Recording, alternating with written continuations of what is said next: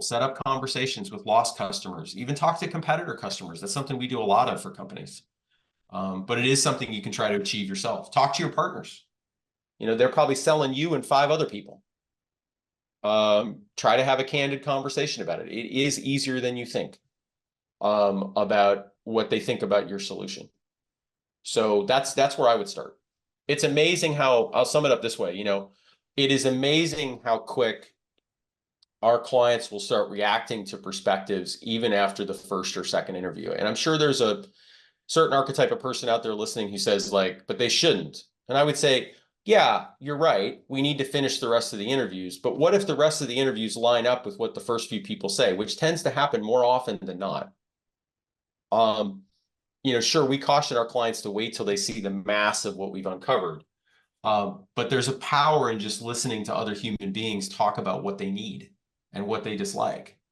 And I think that's all the more so now with what we're seeing in terms of trends, and how we're leveraging technology and things like that. And that's a whole nother discussion about AI's impact on the market research process and a million other things. But yeah, that's where I tell people to start. Go talk to people.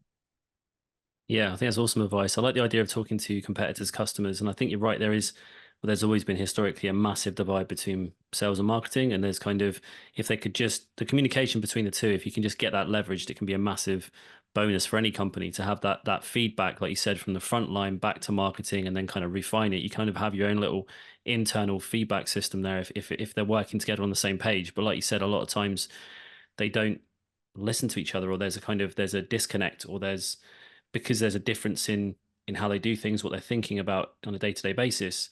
There's that kind of miscommunication, which I've seen a lot. I've seen it in businesses I've worked in previously, in clients who've worked with, the kind of silos that happen of data and kind of that feedback. Well, and the other thing too on this is that, just to throw this in here really fast, it's also even easier, right? I mean, how many people now, it's one of the interesting things post-COVID. I've never seen a statistic on it, but I think we've all experienced it.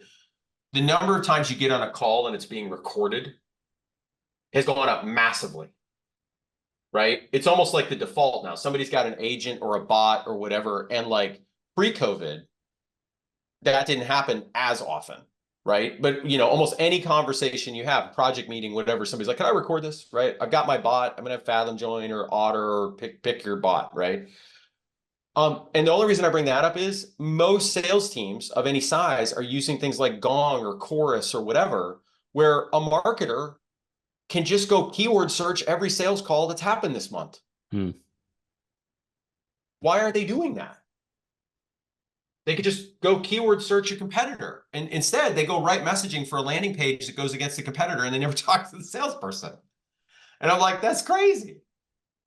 Why are you doing that? Right. And I get they'd have to get access to the calls and whatever. But again, I'm going to assume people are moderately sane. And if you have a reasonable rationale for doing it that would help everybody in the company, eventually you'll probably get access. Maybe not the first day. You know what I mean? And you have to use that information wisely. You can't just go in there and start saying start throwing stones and critiquing everybody's sales approach. But there's this treasure trove of data that we're collecting.